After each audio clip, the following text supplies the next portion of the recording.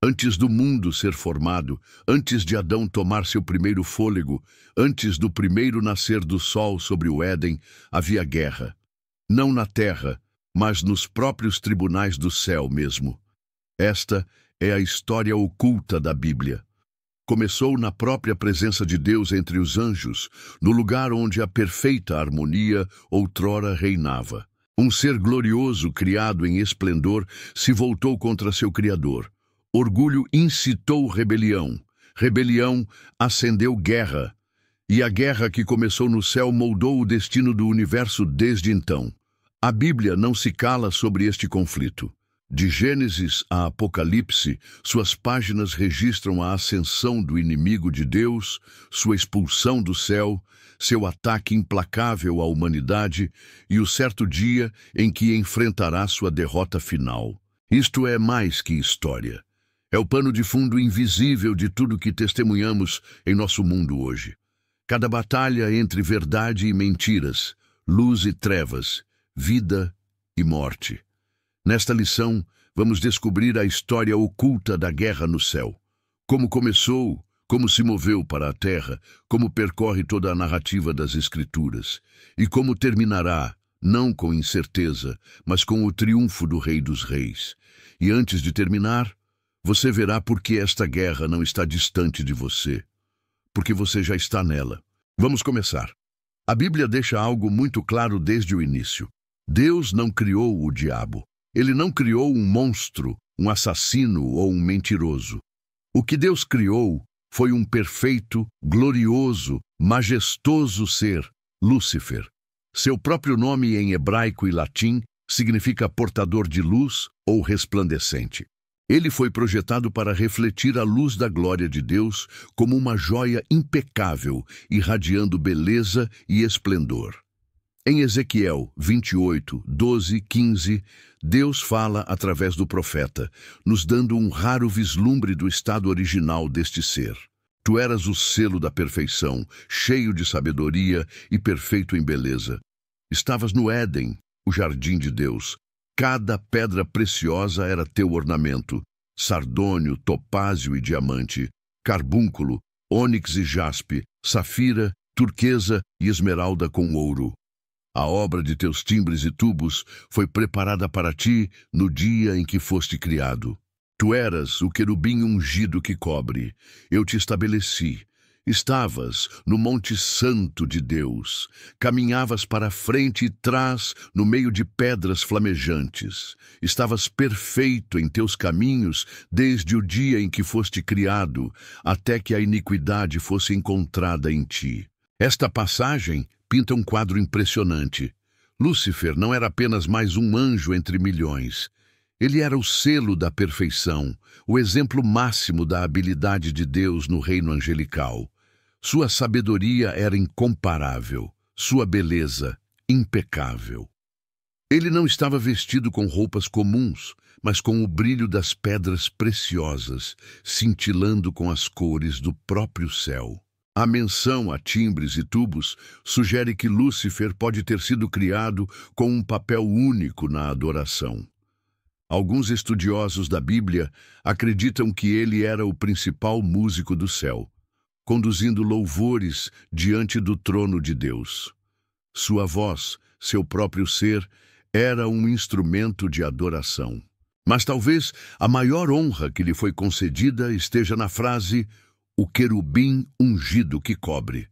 No tabernáculo e no templo, os querubins que cobriam eram colocados sobre a Arca da Aliança, sobrepondo o propiciatório, o símbolo terreno do trono de Deus. Ser o querubim que cobre no céu significava estar na mais próxima presença de Deus, guardando a santidade do seu trono e movendo-se entre as pedras flamejantes da glória divina.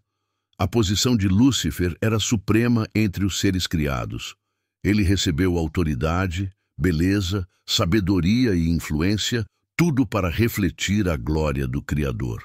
E ainda assim, algo aconteceu, em algum ponto do mistério de seu coração. O reflexo começou a desejar a glória para si mesmo. O portador de luz não queria mais apenas refletir a luz de Deus. Ele queria se tornar a própria fonte. Isaías 14, 12, 14 registra o momento desta rebelião interna. Como caíste do céu, ó Lúcifer, filho da alva! Como foste derrubado à terra, tu que debilitavas as nações! Pois tu dizias em teu coração, subirei ao céu, acima das estrelas de Deus exaltarei o meu trono. Assentarei também no monte da congregação, nas extremidades do norte. Subirei acima das alturas das nuvens, serei semelhante ao Altíssimo. 5 vezes Lúcifer declara, eu vou. Não são palavras de submissão, mas de insurgência. No lugar da vontade de Deus, Lúcifer colocou a sua própria vontade. Em vez de serviço humilde, perseguiu a autoexaltação. O orgulho foi a semente, a rebelião, o fruto. E como uma doença, começou a corromper a perfeição com que ele fora criado. O que antes refletia a beleza de Deus, agora a distorcia. O que antes protegia o trono de Deus, agora buscava derrubá-lo. Não foi apenas a queda de um anjo. Foi o início de uma traição cósmica, uma rebelião nos mais altos tribunais do céu. E como veremos a seguir, esta rebelião não permaneceria escondida em seu coração. Explodiria em guerra aberta na própria presença de Deus. O orgulho de Lúcifer deixou de ser apenas uma atitude interna. Tornou-se desafio aberto e descarado contra o Todo-Poderoso.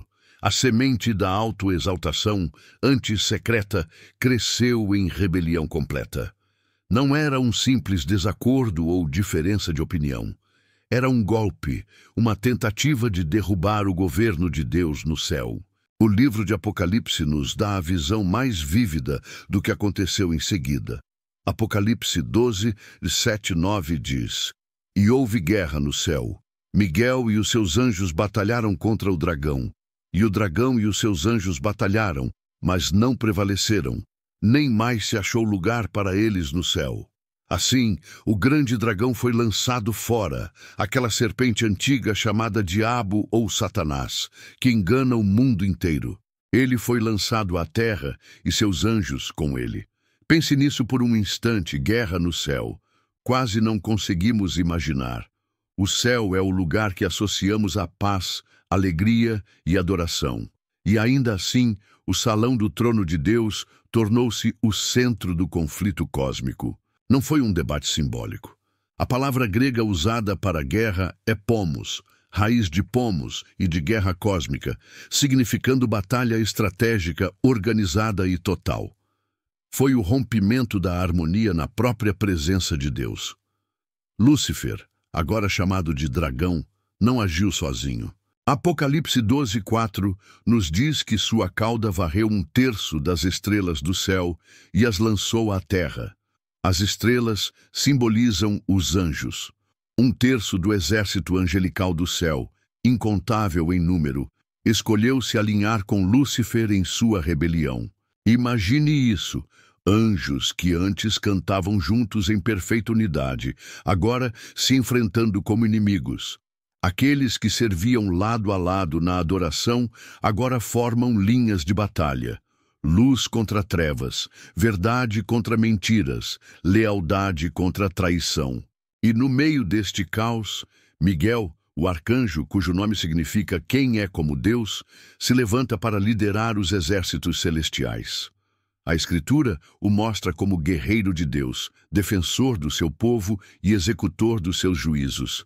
Daniel 10, 13, 12, 1. Naquele dia, ele defenderia o próprio trono de Deus. O choque foi além de qualquer imaginação humana. Não eram espadas de aço, mas armas de luz e verdade. Não eram bombas ou balas, mas o poder e autoridade do Todo-Poderoso contra as mentiras e acusações do inimigo. Lúcifer, agora totalmente transformado em Satanás, o adversário, não conseguiu dominar as forças de Deus. Ele foi criado, lutaram pelo Criador. E como registra Apocalipse, não prevaleceram, nem mais havia lugar para eles no céu. A derrota foi absoluta. Então veio o julgamento. O grande dragão foi lançado fora, e seus anjos foram expulsos com ele. Foi lançado à terra, ainda não preso em correntes, mas banido, dos tribunais celestiais, privado de sua posição e marcado como inimigo derrotado. Mas aqui está a dura realidade. A guerra de Satanás não terminou com sua expulsão. Sua fúria passou a mirar algo precioso para Deus. Apocalipse 12:12 adverte: Ai dos habitantes da terra e do mar, porque o diabo desceu a vós, cheio de grande ira, sabendo que pouco tempo lhe resta. A vingança de Satanás agora seria contra a coroa da criação de Deus, a humanidade. Ele não poderia atacar diretamente o trono, então miraria os portadores da imagem de Deus. Daí em diante, a guerra no céu tornou-se guerra na terra, e cada alma humana seria pega no fogo cruzado. A guerra que começou no céu não terminou lá. Quando Satanás foi lançado fora, trouxe consigo sua rebelião, e o campo de batalha mudou para a nova criação, a terra. Não demorou para ele fazer seu primeiro movimento. Gênesis 3 registra os primeiros ataques da batalha terrestre. A serpente era mais astuta do que qualquer animal do campo que o Senhor Deus havia feito. Este não era um encontro comum com um animal. Apocalipse 12, 9 e 22 deixam claro que esta serpente é Satanás. A antiga serpente que outrora esteve nos tribunais do céu, agora se move pelo jardim perfeito de Deus com um único propósito: enganar, corromper e destruir. Satanás sabia exatamente onde atacar. Não confrontou Adão e Eva com força bruta. Veio com algo muito mais perigoso: engano. Jesus mais tarde o chamou de pai da mentira. João 8,44. Sua estratégia nunca mudou: distorcer a palavra de Deus, semear dúvidas sobre a bondade divina e tentar o coração humano à autossoberania. As primeiras palavras da serpente foram: Deus realmente disse. Ainda ecoam pela história. Foi um ataque direto à autoridade e veracidade da palavra de Deus. Observe como é sutil. Não começou negando Deus abertamente, mas plantando a semente da dúvida. A serpente passou de questionamento à contradição. Não morrereis certamente, porque Deus sabe que no dia em que dele comerdes, se abrirão os vossos olhos, e sereis como Deus, conhecendo o bem e o mal. Aqui vemos a mesma tentação que levou à queda de Lúcifer, o desejo de ser como Deus. Satanás colocou diante de Eva o mesmo isco que o destruiu, a promessa de independência de Deus, a sedução da autoexaltação. Adão e Eva enfrentaram a mesma escolha que Lúcifer já enfrentara: confiar na palavra de Deus ou em seu próprio julgamento, submeter-se à vontade divina ou agarrar seu próprio caminho. Escolheram a rebelião. Eva comeu o fruto e deu a Adão, que também comeu. Naquele momento, o pecado entrou no mundo, e com ele a morte, como Deus havia avisado. Romanos 5,12 resume: assim como pelo homem o pecado entrou no mundo, e a morte pelo pecado, a morte se espalhou a todos, pois todos pecaram. As consequências foram imediatas e devastadoras. A inocência foi substituída pela vergonha. A comunhão com Deus foi quebrada. A criação perfeita começou a gemer sob a maldição do pecado. E a guerra que começou no céu agora se intensificava totalmente na terra. Daquele dia em diante, a história humana se tornou um campo de batalha, não apenas entre nações e exércitos, mas entre dois reinos: o reino de Deus, governado pela luz, verdade e vida, e o reino das trevas, governado por Satanás, o enganador, acusador e destruidor. Por isso Efésios 6,12 nos lembra: pois não lutamos contra carne e sangue, mas contra principados, potestades, contra os governadores das trevas deste mundo. Esta batalha não é apenas histórica, ela continua hoje. Cada decisão, cada escolha de obedecer ou desobedecer a Deus, cada ato de fé ou de dúvida, faz parte dessa guerra invisível que molda o destino das almas humanas. Satanás, expulso do céu, continua sua ofensiva contra a humanidade. Ele usa engano, medo, orgulho e desejo para desviar o coração das pessoas da verdade divina. O alvo é sempre a relação entre Deus e a humanidade. Ele procura corromper, dividir e destruir tudo o que reflete a glória do Criador. No Éden, a estratégia de Satanás foi sutil e engenhosa.